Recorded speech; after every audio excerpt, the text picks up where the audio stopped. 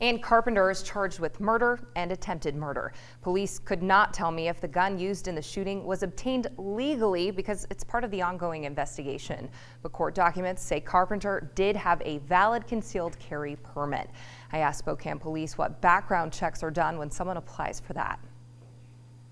Here in Spokane, we will do state background check. We'll check state records. We'll check the local records here in Spokane County, and then we'll also check with the federal databases. And we use DSHS to verify a number of the other things that are specific to Washington state law. Mental health checks are included in that process. In the case of Ann Carpenter, a family member told police Ann was diagnosed with schizophrenia at the Queens Medical Center in Oahu, Hawaii, shortly before she moved to Spokane in 2013. Family also said she was treated and put on antipsychotic medication, and at one point was put into a mental health treatment facility in Hawaii. Despite her history of mental illness, though, Ann was able to get a concealed carry permit. I sat down with Sheriff Ozzie Knezovich to find out why someone's mental health history doesn't always come up on a background check. If you're flagged and diagnosed with a mental health issue, we need to make sure that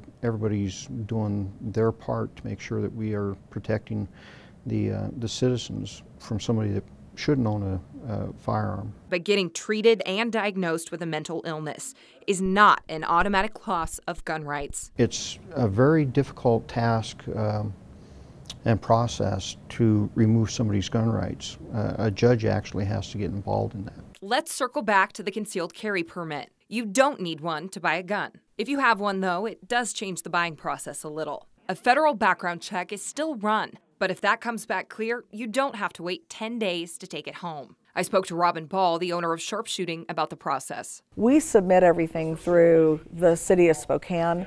The City of Spokane handles records for the county.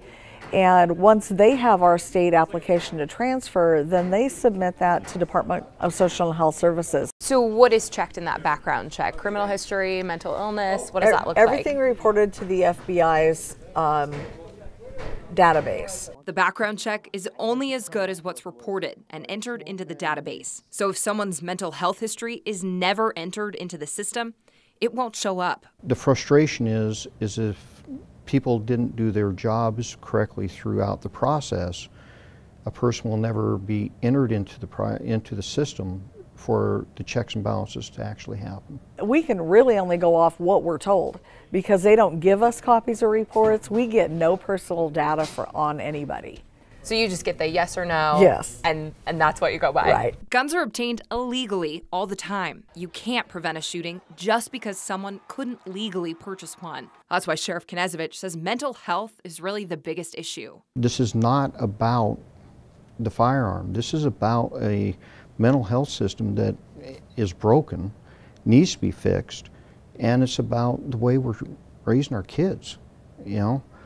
You can't feed kids a steady diet of violence and expect them not to be violent. I'm Lindsay Nadrich, KREM 2 News.